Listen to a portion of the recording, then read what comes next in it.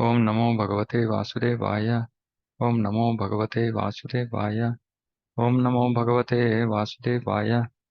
ओम अज्ञानतिमिरान्धस्य ज्ञानाञ्जनशलाकया चक्षुरुन्मिलितं येन तस्मै श्रीगुरवे नमः।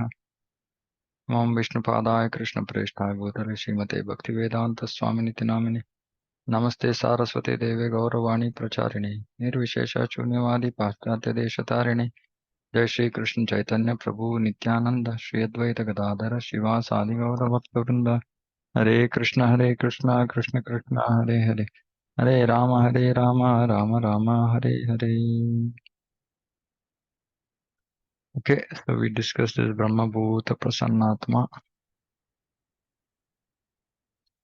Very nice verse 55. Bhaktya mam vijanati yavanishchasmi tattvataha tato mam tattvato gnatva vishate taddanantaram. One can understand me as I am, as the Supreme Person of Godhead, only by devotional service. And when one is in full consciousness of me by such devotion, he can enter into the kingdom of God. So what is the criteria to enter the kingdom of God is to be in full consciousness of Krishna. The Supreme Person of Godhead, Krishna, and his plenary portions cannot be understood by mental speculation nor by non-devotees. If anyone wants to understand the Supreme Person of Godhead, he has to take to pure devotional service under the guidance of a pure devotee. So it's a very clear process. So we have to take to pure devotional service. Pure devotional service means Anya Abhilashita Shunyam. No other desires except pleasing Krishna and a bona fide Guru. Right. So under the guidance of a pure devotee. So Guru is always a pure devotee. So one has to do bhakti under the guidance of a pure devotee. Otherwise, the truth of the Supreme Person of Godhead will always be hidden. Now, if you don't perform pure devotional service, then the truth of the Supreme Person of Godhead will always be hidden. Why? Because Krishna says here, as already stated in Bhagavad Gita, Naham Prakasha Sarvasya is not revealed to everyone. No one can understand God simply by erudite scholarship or mental speculation. Only one who is actually engaged in Krishna consciousness and devotional service can understand what Krishna is. University degrees are not helpful. So one who engages in devotional service can only understand Krishna, not others, not by university degrees, not by knowledge, mental speculation. So one has to be under the guidance of a pure devotee. This is very, very important. One who is fully conversant with the Krishna science becomes eligible to enter into the spiritual kingdom. Fully conversant with the Krishna science, meaning Bhagavad Tattva Vijnana. Fully conversant means one should fully understand what is this Krishna consciousness, how one has to perform Krishna consciousness, what is the stage of perfection, how to get there, what happens when one becomes perfect. Because before we go into the spiritual kingdom, we should know what happens in the spiritual kingdom. So we have to be fully conversant of this. Suppose, somebody is in some profession, say somebody is a doctor, somebody has to be fully conversant about that particular aspect that they are dealing with. That is why in allopathy, there is like super specialization, right? Like only one little part they'll try to be fully conversant. So we have to be fully conversant about Krishna science.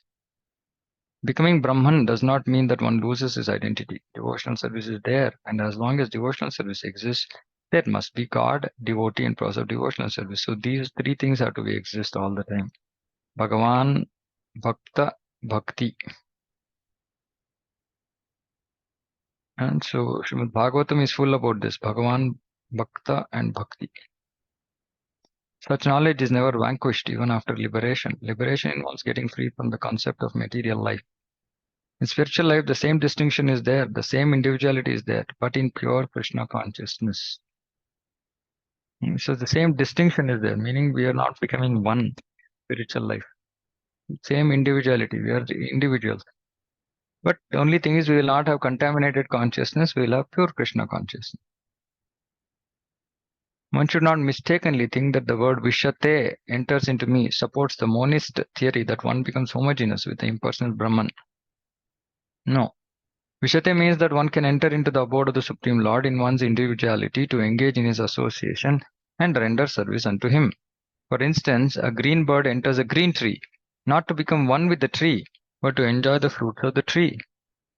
Just because that green bird entered into the green tree, and because I am not able to make out the green bird from the green tree because everything is green, doesn't mean that it became one, that it lost its identity. No. Impersonalists generally give the example of a river flowing into the ocean and merging. This may be a source of happiness for the impersonalist, but the personalist keeps his personal identity like an aquatic in the ocean. So impersonalists think about like river water flowing into the ocean water and merging into the ocean water. It can be a source of happiness for them. But the personalists, they think about, oh, what is the use of this water? Let me be an aquatic and enjoy. We find so many living entities within the ocean. If we go deep, surface acquaintance with the ocean is not sufficient. One must have complete knowledge of the aquatics living in the ocean depths. Prabhupada is saying that, how can we understand unless we go into the depth? We cannot understand how there are so many different types of varieties and, you know, so many different types of variegated creation is there. So just being on the surface is not much sufficient. Like Brahman realization is being in the surface. Paramatma realization is going little more deeper, but Bhagavan realization is going to the depths. So going to the depth of ocean requires a lot of preparation, isn't it? Even if somebody has all that equipment required, still requires a lot of sadhana, proper guidance, regular sadhana. So bhakti also, we have to go to the depths of bhakti. We should not remain surface of bhakti, or maybe just little bit we enter bhakti. We should go to the depths. And only when we go to the depths of bhakti, we can actually experience the rasa of Krishna consciousness. Of course, we can experience to some extent when we are on the surface also. We might just put our head down inside the water and see, oh, some kind of colorful things. But it's all very blur. It's not very clear. But when we go into the depth, we can actually see. Right? And that is the beauty of Krishna consciousness. In the beginning, everything is vague, unclear. But as we keep going deeper and deeper and deeper, everything becomes, starts to get clear. And eventually, we will be able to see Krishna with the same eyes. Because of his pure devotional service, a devotee can understand the transcendental qualities and the opulences of the Supreme Lord in truth. Because he can see clearly. As it is stated in the 11th chapter, only by devotional service one can understand. The same is confirmed here. One can understand the Supreme Person of Godhead by devotional service and enter into his kingdom. After attainment of the Brahmabhuta stage of freedom from material conceptions, devotional service begins by one's hearing about the Lord. Meaning we have been hearing about the Lord from the beginning, but actual hearing will start after Brahmabhuta, completely pure state. When one hears about the Supreme Lord, automatically the Brahmabhuta stage develops, both. So when we start hearing, by that hearing we'll come to Brahmabhuta. When we come to Brahmabhuta, we will actually start hearing, meaning that we will hear purely, meaning without contamination. And material contamination, greediness and lust for sense enjoyment disappears. So all this material contamination will go. So once we start the hearing process, gradually they'll go, and at the stage of Brahmabhuta, all material contamination is almost gone. As lust and desires disappear from the heart of a devotee, he becomes more attached to the service of the Lord. So this is the indication of progress. And by such attachment, he becomes free from material contamination. So both of them are happening simultaneously. Material contamination is going to the extent that we are attached to the service of the Lord. To the extent we are attached to the service of the Lord, our material contamination will go. And when material contamination completely goes, that means we are fully attached to the service of the Lord. In that state of life, he can understand the Supreme Lord. So we cannot understand the Supreme Lord till we become pure. We'll understand to the extent of our purity. So when we become completely pure, we will completely understand him. Actually, at that stage, we can experience the Lord. When we reach that stage of complete purity in Prema. This is the statement of Srimad Bhagavatam also. After liberation, the process of bhakti or transcendental service continues. The Vedanta Sutra confirms this. Prayanat tatrapi hi drishtam. This means that after liberation, the process of devotional service continues. In the Srimad Bhagavatam, real devotional liberation is defined as the reinstatement of the living entity in his own identity, his constitutional position. Constitutional position is already explained. Every living being is part and parcel, fragmental portion of the Supreme Lord. Therefore, his constitutional position is to serve. After liberation, this service is never stopped. Actual liberation is getting free from misconceptions of life. So once we come to Brahmabhuta, meaning actually pure devotional service will start. And when pure devotional service starts, then mostly all our material contamination, anartha nivritti, is achieved. Right?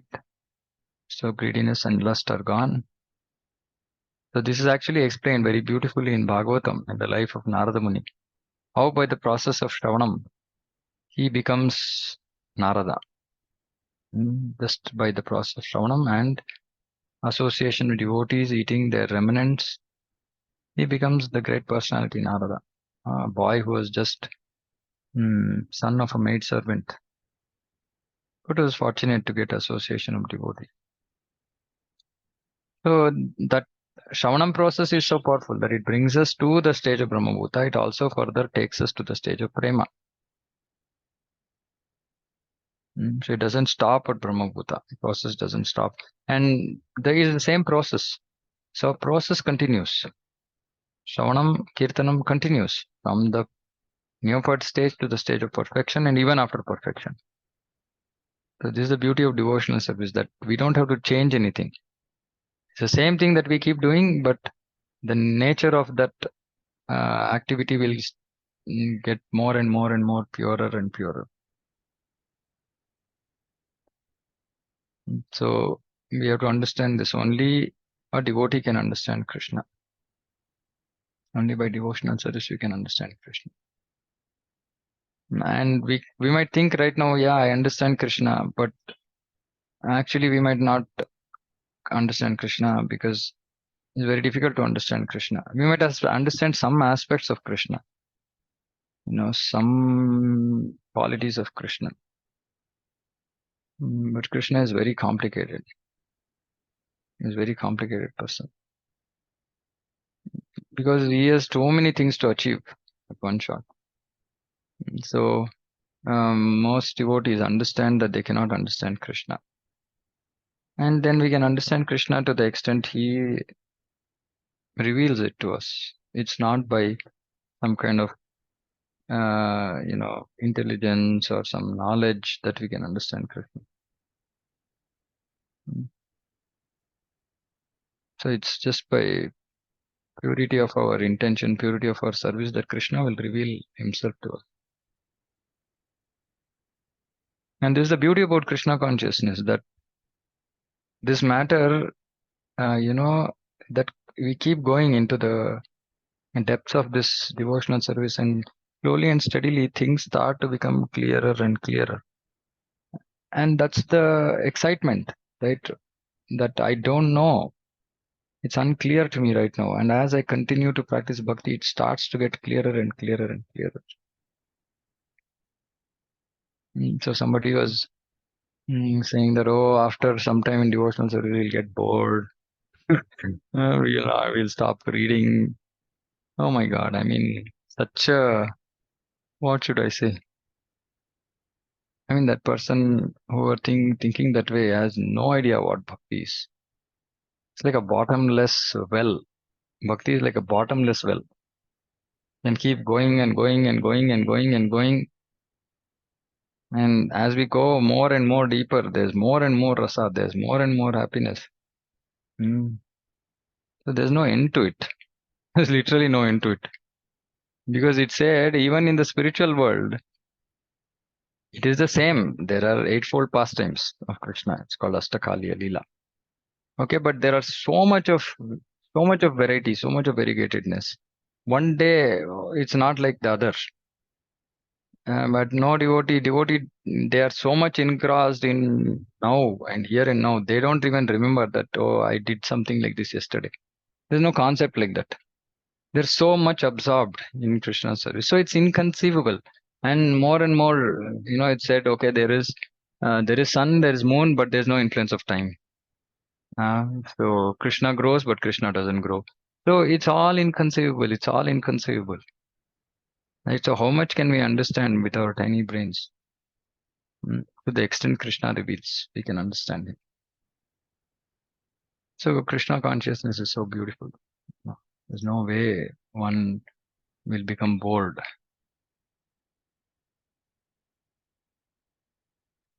Okay. सर्वकर्माण्यपि सदा कुर्वाणो मद्व्यपाश्रयः मत्प्रसादातवाप्नोति शाश्वतं padamavyayam. So Krishna is now concluding about work, how one has to do work. So you engage in all kinds of activities, my pure devotee under my protection reaches the eternal and impersonable abode by my grace. All kinds of activities. All kinds of activities means not abominable activities.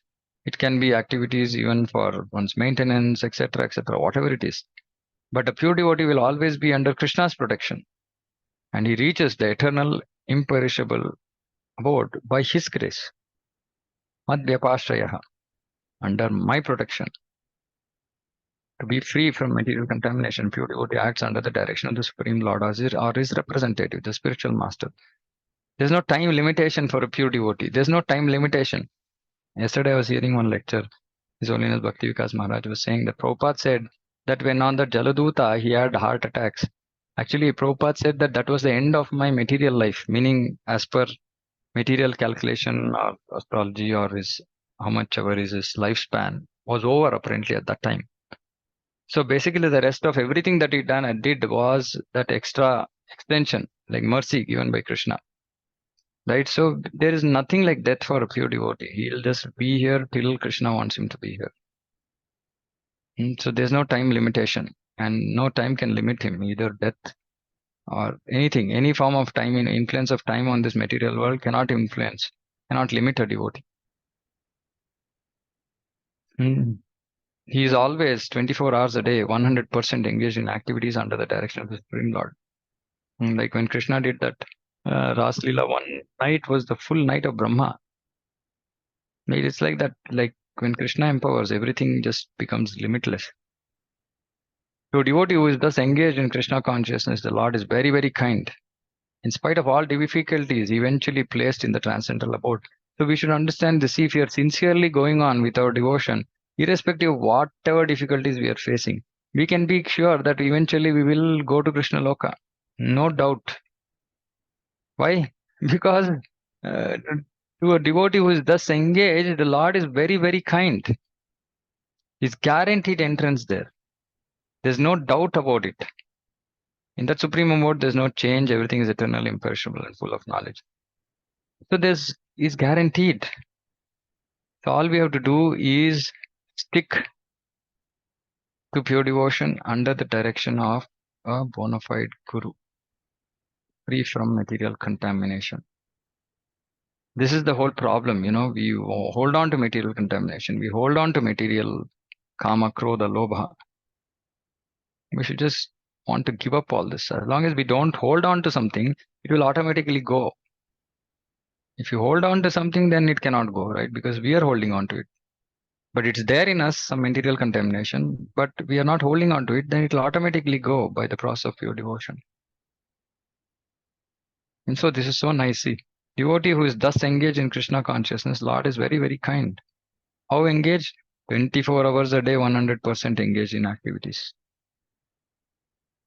Now, when I used to read these statements previously, I used to get very perturbed, saying that I want to do this. I want to do 24 hours, 100%.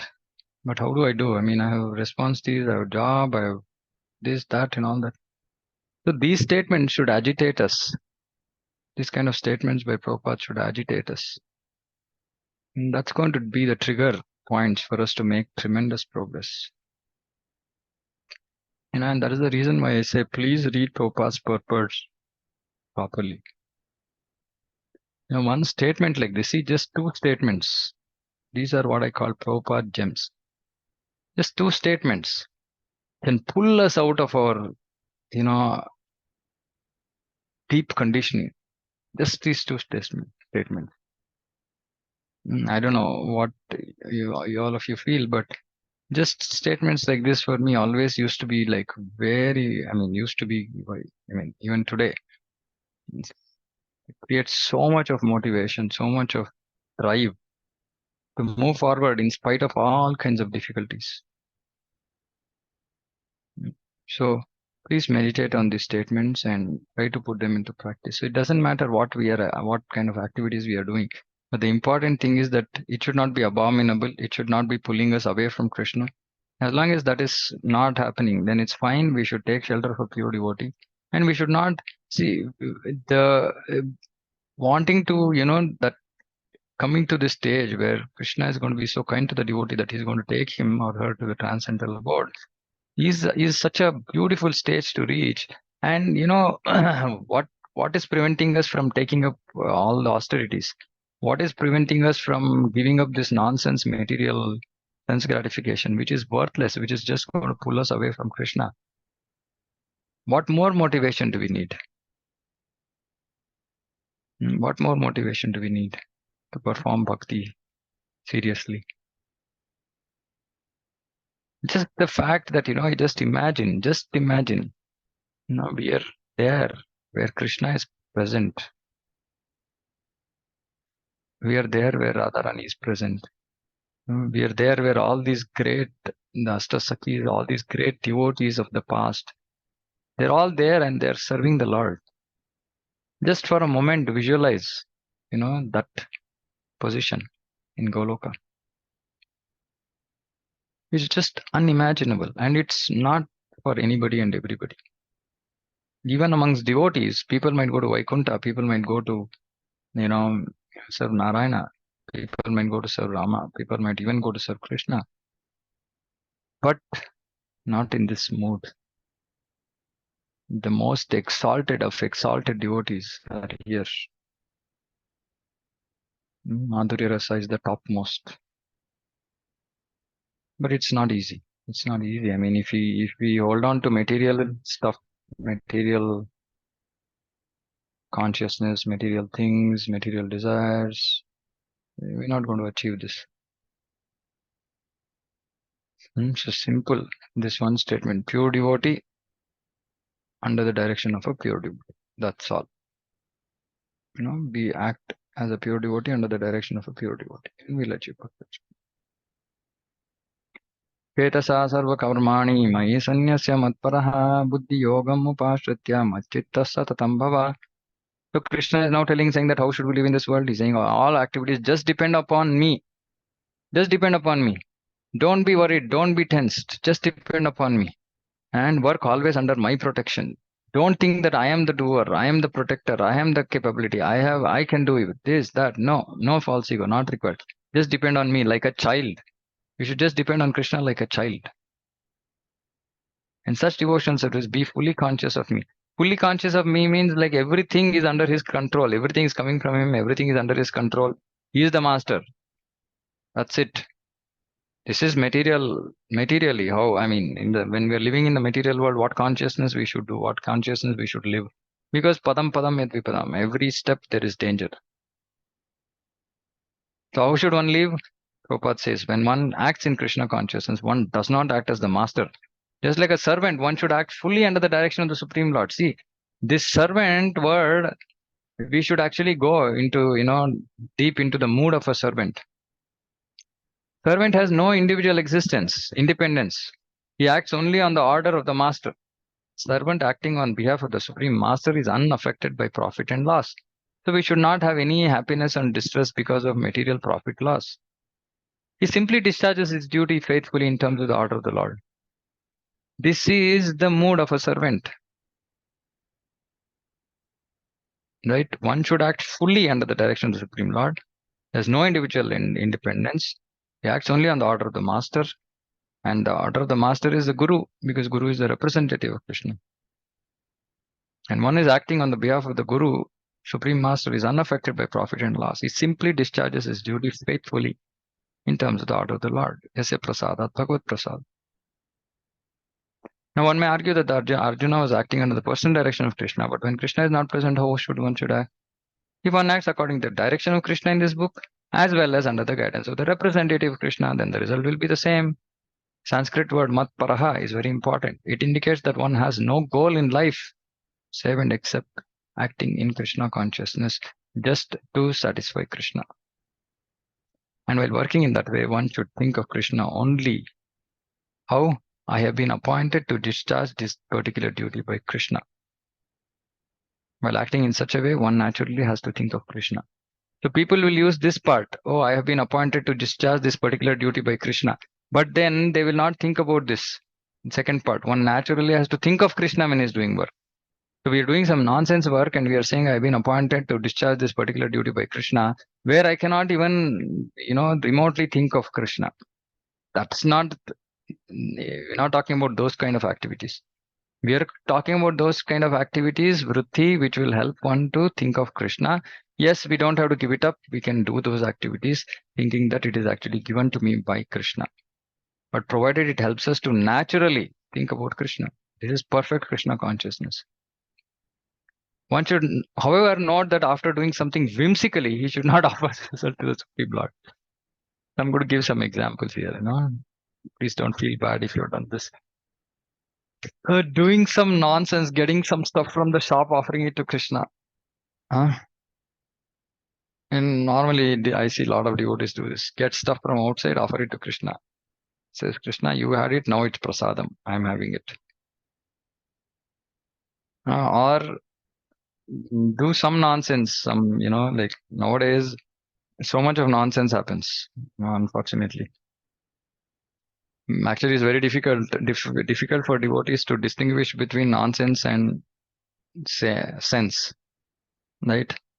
For example, in today's world, playing a guitar in front of the lordships is normal. People say this is doubtailing, Prabhu. Doubtailing. I know how to play guitar. I'm going to play it for Krishna. This is whimsical. Why whimsical? If anybody wants to answer why playing guitar for the Supreme Lord is whimsical? Hare Krishna, Prabhuji. Am I audible? Yes, Prabhu. Prabhuji, because as earlier you had told that in Chaitanya Mahaprabhu's Sankirtan Andolan, guitar is not there. It is Kartal and Mridanga. Kartal and Mridanga. Simple. So whatever was not given by our acharyas, if you are doing it is whimsical. But the simple truth we don't seem to understand today in ISKCON. I've told this also. In the initial stage, doubtailing is okay. Meaning, I know guitar, I will play guitar for Krishna. Okay, no problem. Come. Start engaging service. Then we should reach pure stage where we say, oh, nonsense. What is this guitar of mine? No, let me pick up Kartal. Let me pick up Mridanga. Right? So we should not do something and just simply say, okay, this is for the pleasure of Krishna. That sort of duty is not in the devotional service. See? One should act according to the order of Krishna, order of Guru, order of Acharyas. This is a very important point. The order of Krishna comes through disciplic succession. See, whatever I'm saying is there here from the bona fide spiritual master. Disciplic succession, Guru, Acharyas. Therefore, spiritual master's order should be taken as the prime duty of life. If one gets a bona fide spiritual master and acts according to his direction, then one's perfection is guaranteed. So now I've talked about this before also, right? All spiritual masters in ISKCON are bona fide, right? At least in the current scenario, I mean, spiritual masters are bona fide, but the important thing is we, according to our nature, should see who will be the most um, appropriate guru. Appropriate, I'm using this word appropriate because each of us have our own natures, each of us have our own limitations, each of us have our own propensities to do service. We have to factor in all this to make sure that the guru from whom we are taking initiation can pull us out of all this nonsense that we are stuck in. That is the whole idea. Actually, many devotees take initiation thinking, I will take initiation from this guru because he is not going to pull me out. He will let me be as I am. What is the use of that? If Guru is letting us be as we are in our anarthas, what is the use of that? There is no use. Actually, no Guru will do it. No Guru will do it. It's just our illusion that my Guru is very merciful, so he doesn't pull me out of all this nonsense. But this other Guru is too strict. He doesn't allow me to do any nonsense. No Guru wants his disciples to do any nonsense. Please note. We just want to do nonsense, so we take that, we'll make it convenient for ourselves by pointing finger at Guru, saying that no, my Guru is so merciful. He's okay with anything I do. It is not the Guru, it is the Guru's disciples who have created that situation. So we have to be very, very careful. Yesterday I was talking to some devotee and I said, Prabhu, for me, one of the most important things when I was in the process of getting initiated was that I want personal time with my Guru. I want to be able to talk to my Guru, ask questions, take his instructions for when I'm to take important decisions because don't want to do it whimsically. All these things are very important, right? And only when we 100% of our life, 100% of the time, 100% of our time, 100% of decisions, we are basing it on Guru Sadhu Shastra. Many times it is very, very confusing. We can't decide very easily what to do. So we have to have direct, very, very invaluable to be able to directly contact Guru. It's invaluable. So anyway, the point is that we should follow the orders of the spiritual master. We should know what his orders are. We should follow it, and we should not speculate about those orders or be whimsical about them and create our own, deviations, etc., etc. Okay, I'll stop here. Are there any questions? Yeah. Okay. Prabhuji, you said that having direct contact with the Diksha Guru is important, but generally Diksha Gurus are have very limited time, right? And they are traveling always. So how we will have Yeah, I direct mean, contact with them? different gurus have different. They have set up different kind of processes. Um, I guess, I mean, I'm not aware of other gurus, so, but I'm sure they'll have some process. Some gurus have like some kind of a mentor system wherein they give the responsibility of taking care of younger devotees to the senior devotees who have been kind of trained over years or who are kind of aligned completely with the guru. So some gurus have that system. So each guru has his own approach, right? It's like individual, right? Each guru is an individual and they have their own methodology, right? That they will apply or they'll set up to let this happen, but this has to happen, right?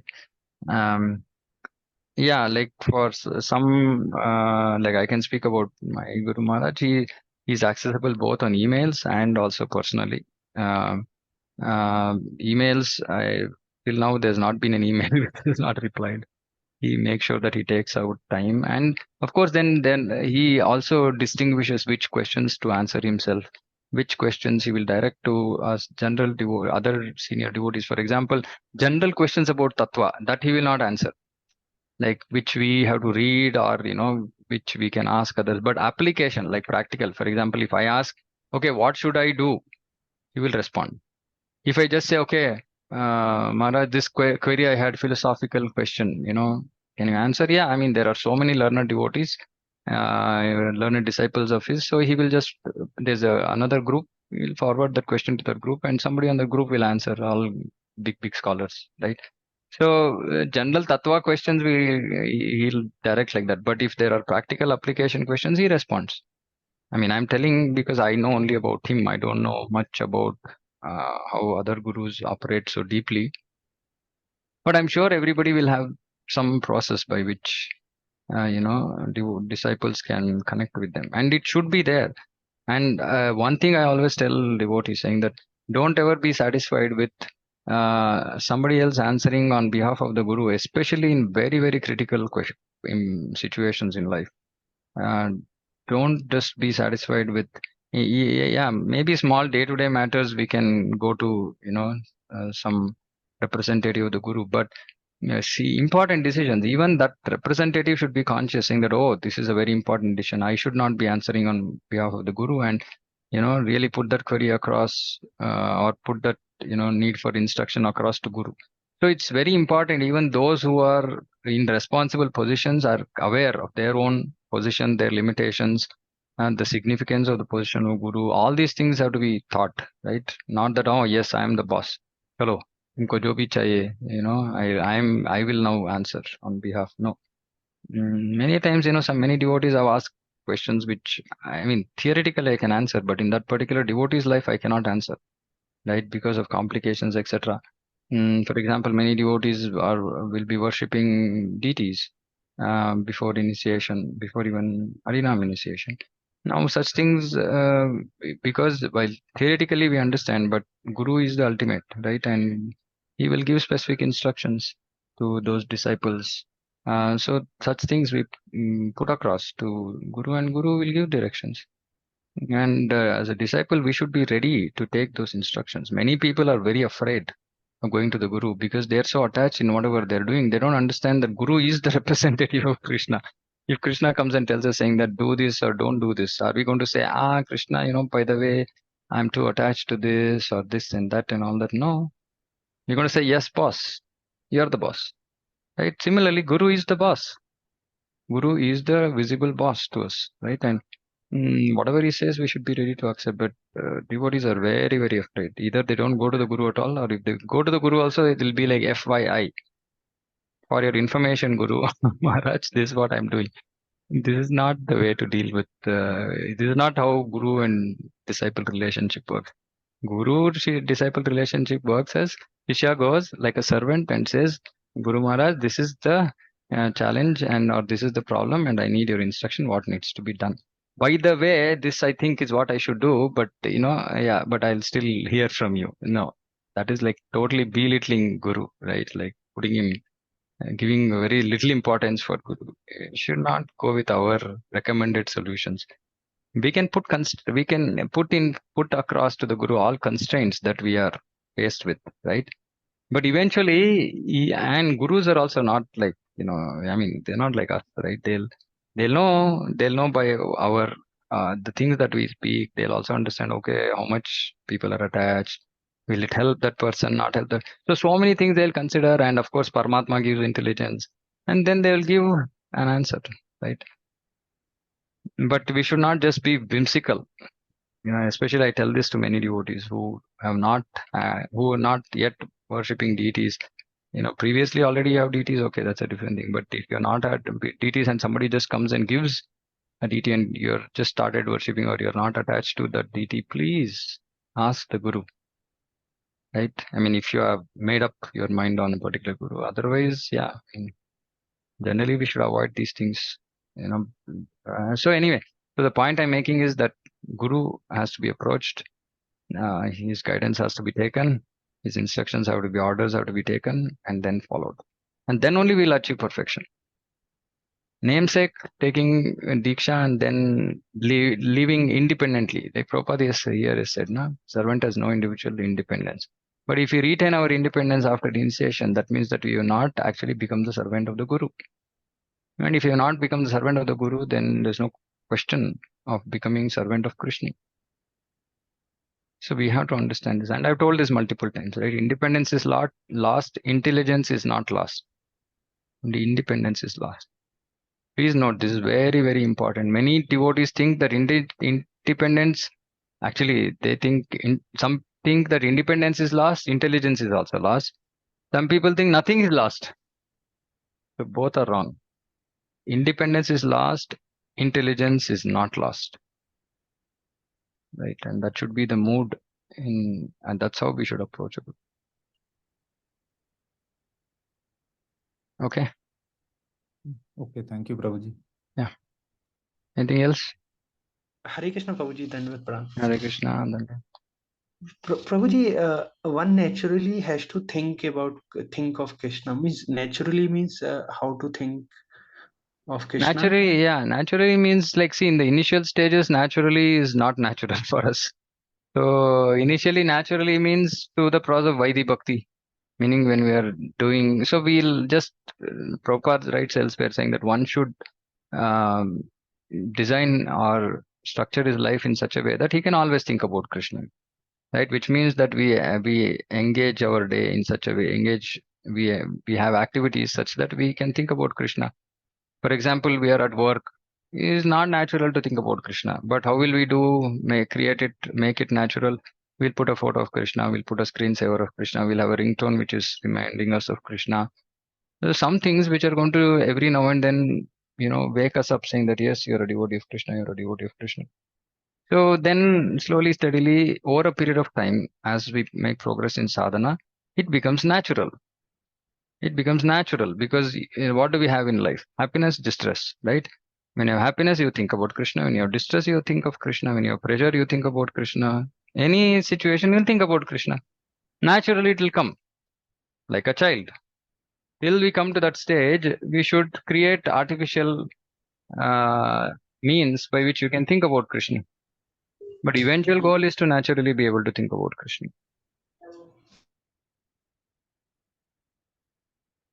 Okay. Anybody else? All clear? Okay. Stop here. Bhagavad Gita की जय, जगत गुरु श्री प्रभुपाद की जय, वांछा कल्पतरुभ्यश्च कृपा सिंधुभ्यो पतितानां पावनेभ्यो वैष्णवेभ्यो नमो नमः। अनंत कोटि वैष्णव जगत गुरु श्री प्रभुपाद की जय। हरे Krishna. Thank you, Prabhuji, Dandavat Pranam. धन्यवाद।